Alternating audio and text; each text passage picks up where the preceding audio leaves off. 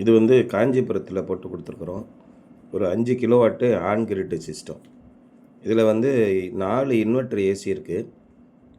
இந்த சோலார் சிஸ்டத்தில் 4 inverter AC ஓடணும். கரண்ட்டு கட் ஆனால் கூட ஒரு இன்வெர்டர் ஏசி கண்டினியூஸாக ஓடிக்கிட்டு இருக்கணும். அதுக்கு தகுந்த மாதிரி எங்களுக்கு சோலார் போட்டு கொடுங்க. கரண்ட்டு பில்லு வரக்கூடாது.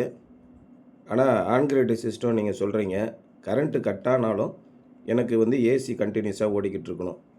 அதேமாரி சோலார் பேனல் வந்து க்ளீன் பண்ணுறதுக்கு ஆட்டோமேட்டிக்காக க்ளீன் பண்ணுற மாதிரி செட் பண்ணி கொடுத்துருங்க அப்படின்னு சொல்லிட்டாங்க. அதனால் இங்கே வந்து ஒரு ஹைப்ரிட் சிஸ்டம் போட்டு கொடுத்துருக்கோம். இந்த இன்வெர்ட்டரே ஹைப்ரிட் இன்வெர்ட்ரு 10 வருஷம் ரீப்ளேஸ்மெண்ட் வாரண்ட்டியோடு வரும். அதேமாதிரி ஒரு 5 கிலோவாட்டு பேட்ரி போட்டு கொடுத்துருக்கோம். 5 கிலோவாட் பேட்டரினா லித்தியம் ஃபெரஸ் பாஸ்பேட் பேட்ரி. இந்த ஆன்கிரிட் இன்வெர்ட்டரோடய நீங்கள் கனெக்ட் பண்ணிக்கலாம்.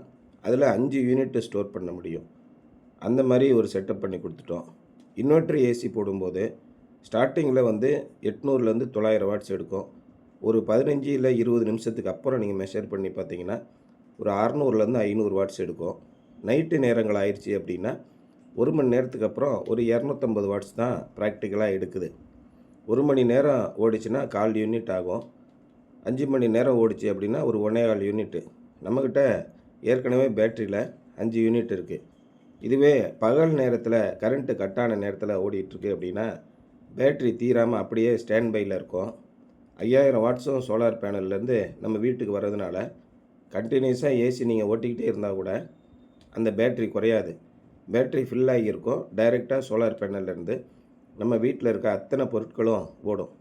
பகல் நேரமாக இருக்குது, காலையில் 8 மணிலேருந்து 10 மணி ஆகுது அப்படின்னா அட் ஏ டைமில் நீங்கள் 3 இன்வெர்டர் ஏசி போட்டால் கூட கரண்ட்டே இல்லைன்னா கூட இந்த ஆன் கிரிட் ஹைப்ரிட் சிஸ்டம் வந்து பர்ஃபெக்டாக ஒரு ஆஃப் கிரிட் சிஸ்டமாக மாறிடும்.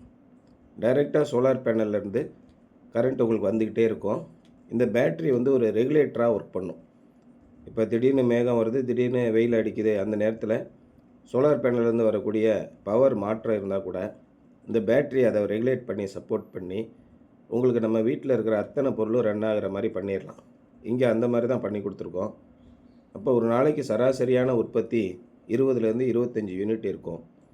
ஒரு மாதத்துக்கு பார்த்தீங்கன்னா ஏற்கனவே நீங்கள் 10,000 ரூபா வரைக்கும் பில்லு கட்டியிருந்தால் கூட இப்போ பில்லு வந்து வெறும் 500 ரூபா மட்டும்தான் வரும். அதான் இந்த ஆன் கிரிட் சிஸ்டத்தோட பெனிஃபிட்டு.